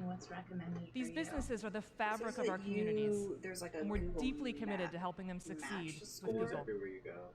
I'm fearful Every month, that it would we be connect like users to businesses nearby businesses that more than have 9 billion times, partnered with including Google, over a billion phone calls and 3 billion featured direction requests rather to their than stores. legit, organic. It's kind of like Yelp. In the last few months, we've been adding even more Which would tools be for really local businesses to frustrating. That would communicate and ignore a lot engage of with their customers in businesses. meaningful ways. Yeah, a lot of local businesses. You can will now probably see suffer. daily posts on events or I think it's offers probably from many based of on your favorite reviews, businesses. but- And soon you'll be able to get I feel updates like from every them in time the I new For You look stream for a too. restaurant online, And when you're Google ready, reviews are you can always, easily like, book an appointment or place an order in with the just one double click. digits, whereas Yelp or something else. We're always is like inspired to see how technology brings opportunities to everyone. The reason we've invested over the last 13 years in mapping every road, every building, and every business is because it matters. When we map the world, communities come alive, and opportunities arise in places we never would have thought possible. And as computing evolves, we're going to keep challenging ourselves to think about new ways that we can help you get things done in the real world. I'd like to invite Aparna to the stage to share how we're doing this, both in Google Maps and beyond. It's now 5 p.m. So we started with Keynote. It Hangouts just still just crawls along. Yeah. The cameras in our smartphones, they connect us to the world around us in a very immediate way. They help us save a moment, capture memories, and communicate. But with advances in AI and computer vision that you heard Sundar talk about, we said, what if the cameras can do more? What if the cameras can help us answer questions? Questions like, where am I going? Or what's that in front of me? Let me paint a familiar picture.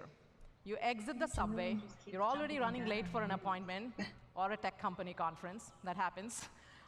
And then your phone says, head south on Market Street. So what do? One problem, you have no idea which way is south. So you look down at the phone, you're looking at that blue dot on the map, and you're starting to walk to see if it's moving in the same direction. If it's not, you're turning around. Yeah, mine does that too. We've all Mine been will there. just constantly lose and try to So we asked ourselves, find well, my what if GPS the again. camera can help us here? I Our think there's a teams have been recalibration working you really can do hard in to combine the settings, power like, of the because camera, sometimes it the just gets computer off and vision, then it can't with get back Street on. View and Maps I think there's a- to yeah, reimagine there's a- walking navigation. So here's how it could look like in Google Maps. Let's take a look. You open the camera. Whoa, that's cool. I like that. That's much better. See, You this is like instantly- what Google Glass should You have been. instantly know where you are. No futzing with the phone. That's All cool. the information on the map, the street names, the directions, right there in front of you. Notice that you also see the map, so that way you stay oriented. You can start to see nearby places, so you see what's around you. So I look like a total idiot trying to do walk. And just Well, for you're still fun, gonna like I think walk we around played with like an idea of this. adding But a at least I helpful won't be guide abruptly right turning back around there. trying to figure it out. Why So that Oh, we they can show you the way. Oh, There that's she goes. so That's so cute. cool. Pretty cool. Now, enabling these kinds of experiences, though, GPS alone doesn't cut it. So that's why we've been working on what we call VPS, Visual Positioning System, There you go. that can estimate precise positioning and orientation. One way to think about the key insight here is, just like you and I, when we are in an unfamiliar place, you're looking for visual landmarks. You're looking for the storefront, the building facades, etc. And it's the same idea. VPS uses the visual features in the environment to do the same. So that way we help you figure out exactly where you are and get you exactly where you need to go. Pretty cool. So that's an example how we are using the camera to help you in maps. But we think the camera can also help you do more with what you see. That's why we started working on Google Lens. Now, people are already using it for all sorts of answers, and especially when the questions are difficult to describe in words. Answers like, oh, that cute dog in the park, that's a Labradoodle. Or this building in Chicago is the Wrigley Building, and it's 425 feet tall. Or as my 9-year-old son says these days, that's more than 60 Kevin Durants. Now today, Lens is a capability in Google products like Photos and the Assistant. But we're very excited that starting next week, Lens will be integrated right inside the camera app on the Pixel, the new LG G7, and a lot more devices. Not Samsung. This way, it makes it super easy for you to use Lens on things right in front of you already in the camera. Very excited to see this. Now, like voice, vision is a fundamental shift in computing for us. And it's a multi-year journey. But we're already making a lot of progress. So today, I thought I'd show you 3 new features in Google Lens that can give you more answers to more types of questions more quickly. They have that. Shall we I take think a that's look? in Google Lens, All right. isn't it? Okay, first, Lens can now recognize and understand words. Words are It's amazing. everywhere. It works. If you think I about use it, in traffic Japan signs, last week. posters, restaurant menus, business cards. But now, with smart text selection, you can now connect the words you see with the answers and actions you need. So you can do things like copy and paste from the real world directly into your phone. Oh. Just like that. Wow, that's pretty sweet. Yeah. Or, let's say you're looking at, or you can turn a page of words into a page of answers. So for example, you're looking at a restaurant menu. You can quickly tap around, figure out every dish, what it looks like, what are all the ingredients, etc. By the way, as a vegetarian, good to know, ratatouille, just zucchini and tomatoes. Really cool. Now, in these examples, Lens is not just understanding the shape of characters and the letters visually. It's also actually trying to get at the meaning and the context behind these words. And that's where all the language understanding that you heard Scott talk about These jokes are really comes in handy. Okay, the next feature I want to talk about is called Style Match. And the idea is this. Sometimes your question is not, oh, what's that exact thing? Instead, your question is, what are things like it? You're at your friend's place, you check out this trendy-looking lamp, and you want to know things that match that style. And now Lens can help you. Or if you see an outfit that catches your eye, you can simply open the camera, tap on any item, and find out, of course, specific information like reviews, etc., of any specific item, but you can also see all the things and browse around that match that style. Now, there's two parts to it. Of course, Lens has to search through millions and millions of items, but we kind of know how to do that, search. But the other part actually complicates things, which is there can be different textures, shapes, sizes, angles, lighting conditions, etc. So it's a tough technical problem, but we're making a lot of progress here and really excited about it. So the last thing I want to tell you about today is how we're making Lens work in real time. So as you saw in the style match example, you start to see, you open the camera, and you start to see Lens surface proactively all the information instantly. And it even anchors that information to the things that you see. Now, this kind of thing, where it's sifting through billions of words, phrases, places, things just in real time to give you what you need, not possible without machine learning. So we are using both on-device intelligence, but also tapping into the power of cloud TPUs, which we announced last year at I/O, to get this done. Really excited. And over time, what we want to do is actually overlay the live results directly on top of things like storefronts, street signs, or a concert poster. So you can simply point your phone at a concert poster of Charlie Puth, and the music video just starts to play, just like that. This is an example of how the camera is not just answering questions, but it is putting the answers right where the questions are. And it's very exciting. It's like, So, take a picture of this. Oh, smart what? text selection, Like, get off! Yeah. style Go away. match, real-time results, all coming to Lens I bet you can, in the like, next few toggle it weeks. off and on. Please check them out. But I get it. It's like you don't want to put that all in a separate app. No, you'll have to use it. No. But So those are some examples of how Google is applying AI in camera to get things done in the world around you. Can we get new When AR it comes to stickers? applying AI, mapping, and computer vision to solving problems in the real world, well, it doesn't get more real than self-driving cars. So to tell you all about it, please join me in welcoming the CEO of Waymo, John Kravchik. Thank you.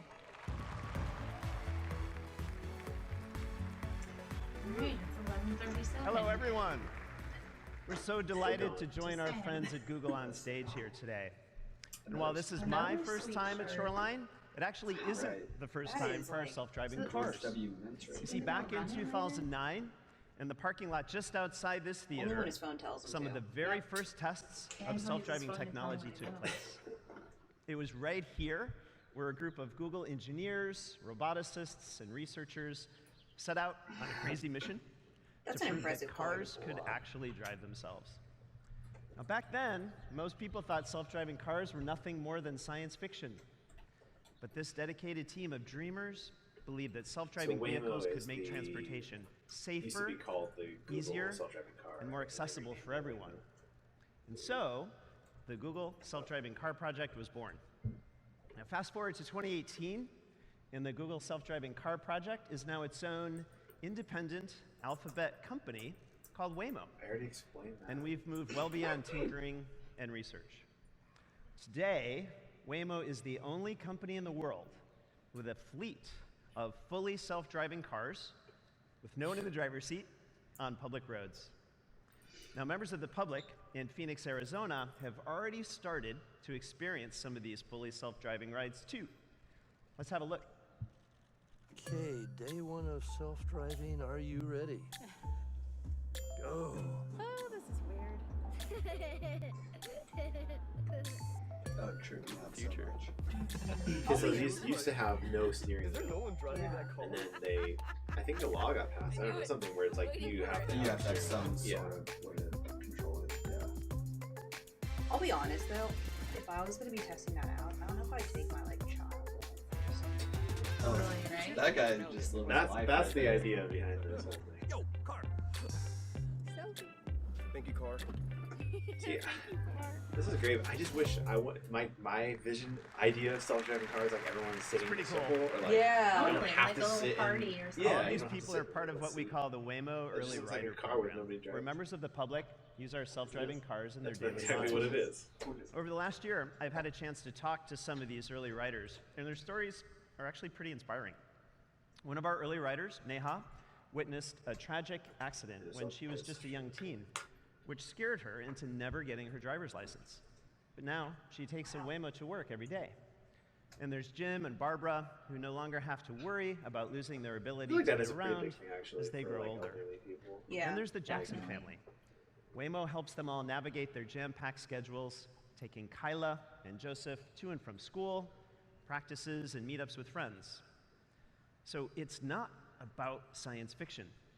When we talk about building self-driving technology, these are the people we're building it for. I would definitely prefer In this 2018, over, like, a ride share. self-driving cars are already transforming the way they Yeah. live Lyft, and move. Especially with So the drivers. Phoenix will be the Yeah. first stop for Waymo's It's funny how driverless the people who transportation drive service, coding are the which is worst. launching later this year. They are so bad. Soon, Yes. everyone like will they're be able to professional call drivers Waymo and they using our suck. app, and a fully self-driving car will pull up with no one in the driver's seat There's, to whisk like, them no away awkward to their conversation, destination. There's no, And that's just the beginning. But the idea behind it Because is at not that Waymo, you own one. we're not just No, it's just building a a better car. fleet of, I We're think, building a rental, better driver. like car to go. And that Or is it like driver an Uber can be you used call in it? all kinds of applications. That Ride would be more hailing, effective as, like, logistics, Uber or personal Lyft. cars, Yeah. connecting people to public transportation. And we see And our it's great, 'cause technology we so as an nice around, enabler like, for all of these different holidays, industries. like New Year's or something. And we intend to partner with lots of different companies to make this self-driving future a reality for everyone. Now we can enable this future they because of the better address breakthroughs all and the investments we've accidents that made in AI.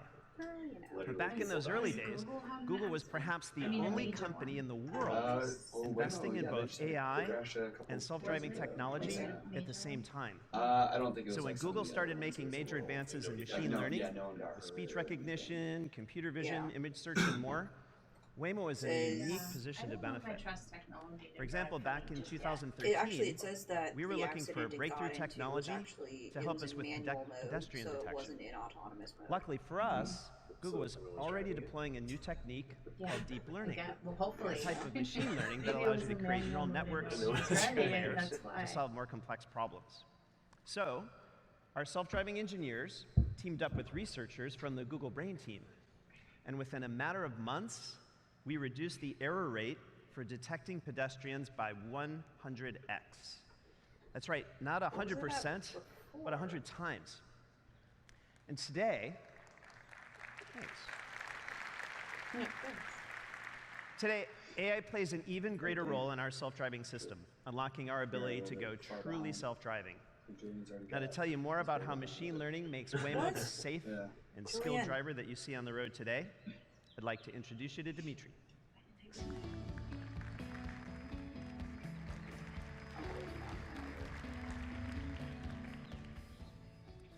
Good morning, everyone.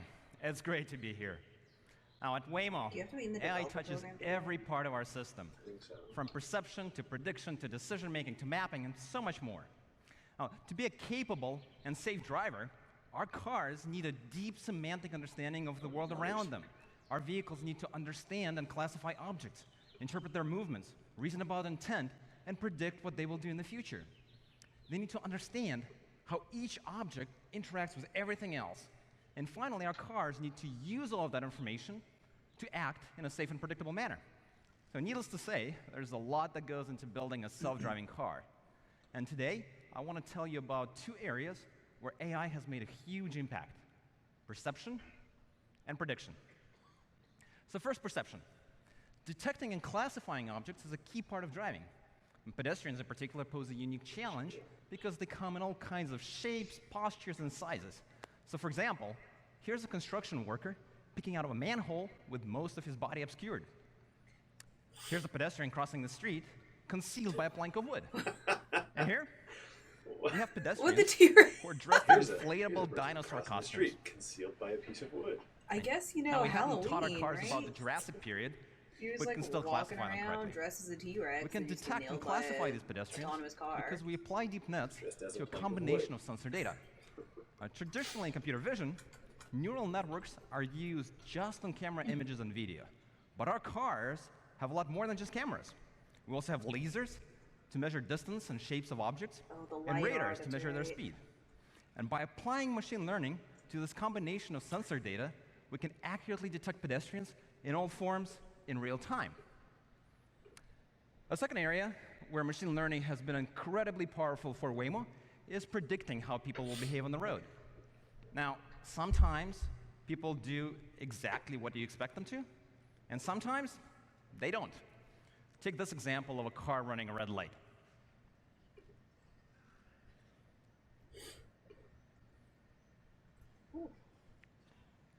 Unfortunately, we see this kind of thing more than we'd like. But let me break this down from the car's point of view. Red light, Our car is about to proceed straight through an intersection. We have a clear green light, and cross traffic is stopped with a red light. I don't know. I think it's But just as we enter the intersection, all the way in the right corner, we see a vehicle coming fast. Our models understand that this is unusual behavior for a vehicle that should be decelerating. We predict the car will run the red light.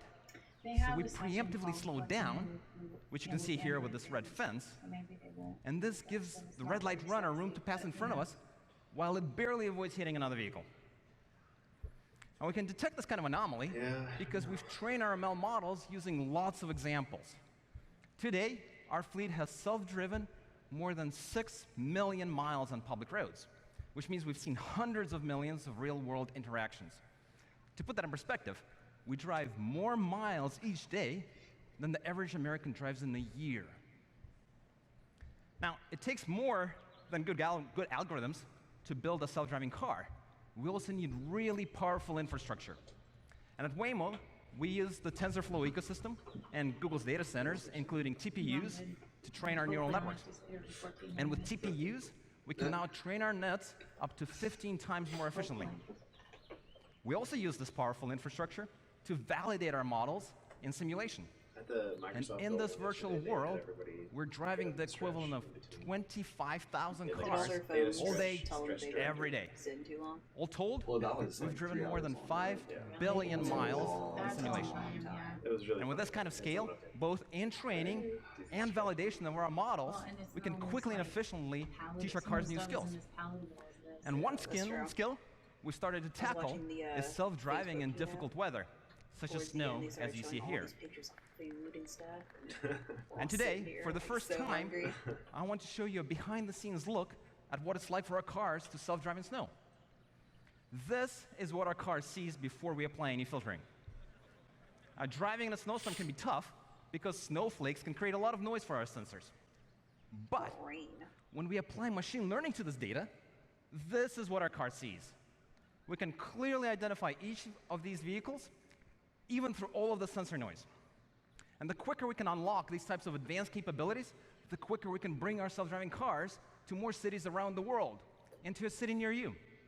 And we can't wait to make our self-driving cars available to more people, moving us closer to a future where roads are safer, easier, and more accessible for everyone. Thanks, everyone. So, That infrastructure needs to be so secure. Yeah. now please join me in Something welcoming happens, back Jen to close out the Dead morning in session. the water, in the middle of the road. Who was it? Was it Jeep? Thanks, Dimitri. It's a great reminder of how AI can play a role in helping people in new ways all the time.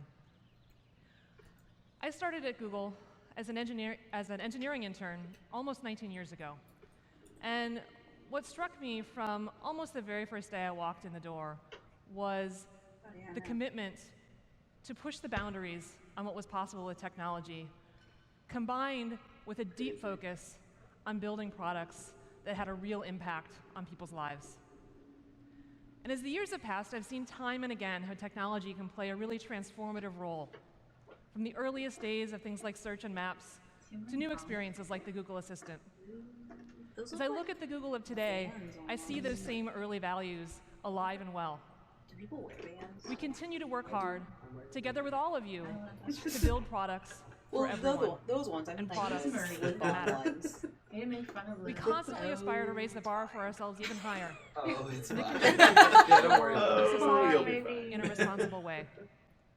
Now, I mean, like we the know that to slip-on truly build ones for that everybody everyone, used to wear. we need lots of Like the perspectives in Tom the Johnson mix. style. Yeah. So that's why we broadened I.O. this year to include an even wider range of voices. We've invited Sorry. additional I'm like the speakers oldest over the person next in 3 this days to talk to you all about the By a broader lot, role that probably. technology can We play just won't talk about it. in everything from promoting digital well-being to empowering NGOs to achieve their missions. Along with, of course, the hundreds of technical talks that you've come to expect from us at I.O. and that we hope you can enjoy and learn from as well. Feel like a Welcome to close. I.O. 2018. Please enjoy, and I hope you all find some inspiration in the next few days yeah, Julian to said keep that building too. good things for everyone. Thank you. Well, they didn't talk about anything. I don't know if That I would have been like everybody's. thought they were gonna introduce a new smartwatch. Yeah, Google hasn't. Wear OS. There wasn't any hardware. I guess. Google hasn't done a smartwatch ever. It's all about AI and machine learning. Some of that stuff is pretty cool, but Yeah. Though smartwatches, isn't Android Wear? Didn't Android Wear get decommissioned and they're it's trying called to Wear OS now. Yeah. But no, there hasn't been any products for it yet. As far as I know. Smartwatches are so like niche. Yeah. Well, Android smartwatch seems to go for that too. Like, oh, and then there's like, Yeah. Like I probably won't get another one if mine craps out. Alrighty, thanks everyone for tuning in. Make sure to follow us on Twitch and then to stay on top of all of our Google I.O. coverage on our site at digitaltrends.com. Thank you guys so much. Whoop!